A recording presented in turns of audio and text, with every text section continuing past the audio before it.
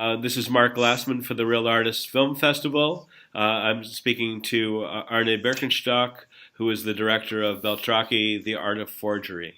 Lots of topics here, but what brought you to it? Why did you want to do it? Well, the first contact was a personal contact. My father is a criminal lawyer, and he was Beltracchi's lawyer in the court case.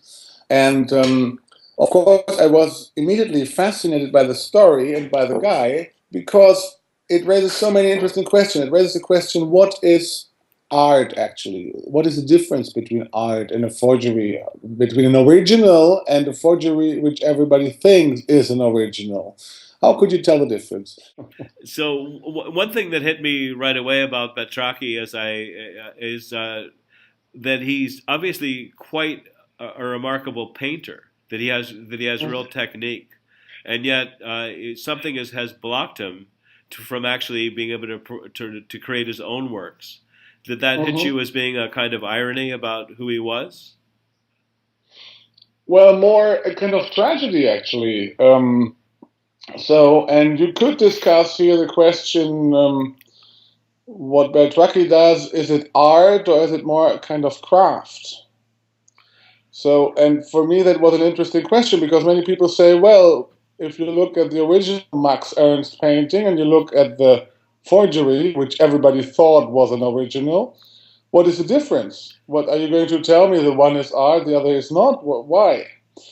So I was thinking about my own work, sitting in the editing room with dozens of hours of raw material, of footage, and having a very long and complicated process of editing that material to a working film of 90 minutes. So many moments of doubt, of desperation, of fear, of whatsoever. So I was very happy when I found the footage with Max Ernst in his workshop, where he tells us about his fear in front of the white canvas. So what does he do? He is fearful. He does not know what he's going to do next. He is risking things. He's trying out things. He does not know if art critique and art market will really enjoy what he's doing and reward what he's doing. And I guess that is in the process the big difference to the forger because Beltracchi, who does the same thing 100 years later, he always knows what to do next. He has no doubts. He has no fears. He has no artistic risk. Of course, in this case, he has a criminal kind of risk or a risk of law enforcement. But so I try to figure out the difference through the process of making art. Yes, I thought that was brilliant to be able to include the Max Ernst piece, and and it does, of course, bring up that huge issue of what a true creative process is. That fear of the if you're a writer, the fear of the blank page. As an artist, Exactly. the fear of the blank canvas. Um, but then there's the curiosity of the fact that he actually did paint in some cases forgeries of paintings that didn't really exist. That were But simply not only in some cases, in all the cases, and that's what every art forger must do. You can't just copy a painting which already exists and is known and is like around a famous collection or art museum. If you do that, you will not be able to sell it as an original. So that's what all art forgers did. They did not copy anything. They always painted originals in the style of a certain oeuvre or artist. so at that point it's not exactly copying. No, it It's is not copying. It is not copying. It is copying styles. This is copying. Maybe he has, you find out there's a series of paintings of a certain motif, of a certain style, and you say, okay, there are 13 of them known, so why shouldn't there be 15 or 16? So, so this is not copying literally, but of course it is imitating. in the end, where do you feel Beltracchi is? Did he do this because he's a great craftsman and wanted to just put something over on people, or did he really do this for his family? No, I mean, he did it. long before he met his wife Helene. So Helene came into the game when he already did it for a decade or more, and also the children. I think where I would consider Wolfgang Beltracchi definitely an artist is what we say in German, a life artist. He will always manage to survive and to live well and make the best out of it. Living as a millionaire as well as living as a prisoner with hardcore criminals. He manages always.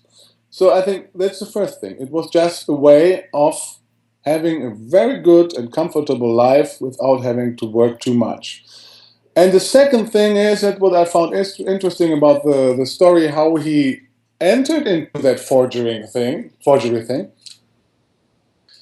it's a bit of a gamble thing. He's a gambler also. I mean, a bit like a kid who is pushing boundaries. You know, you tell, okay, you can go here, then the kid tries, and if you set the boundary away, it goes further.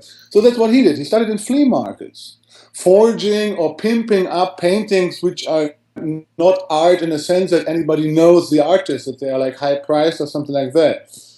At first, he started just pimping up paintings. Then he started to do the entire painting. Then he maybe started to do paintings of people in the fourth or fifth row, where the artist's name are known to very specialized experts.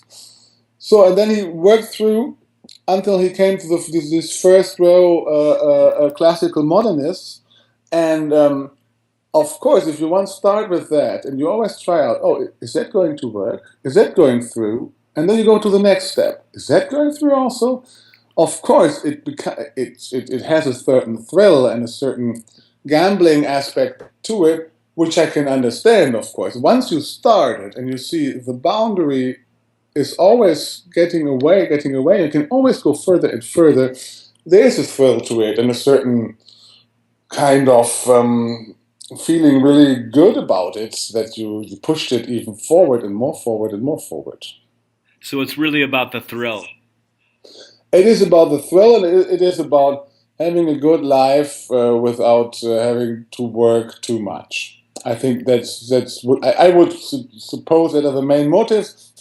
What I would like to add regarding his wife, the two of them really have a very close and also closed to the outer world relationship, which maybe happens if you and your wife are doing such a thing and you cannot communicate, not even to your children, what you're actually doing.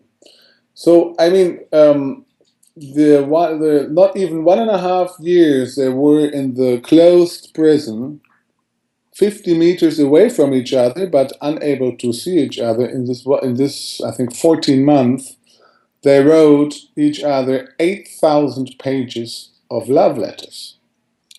I saw them very small written. I mean, this is pages. So that the investigators, the criminal investigators, they really got upset because they had to read all of it,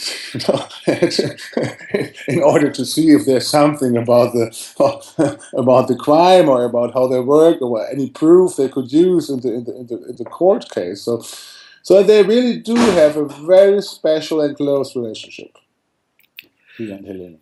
Well, thank you very much. This has been terrific. I've been speaking Thank to you. Arne Birkenstock, the director of Beltracchi, The Art of Forgery. It will be at the Real Artist Film Festival on the opening night, and again repeated.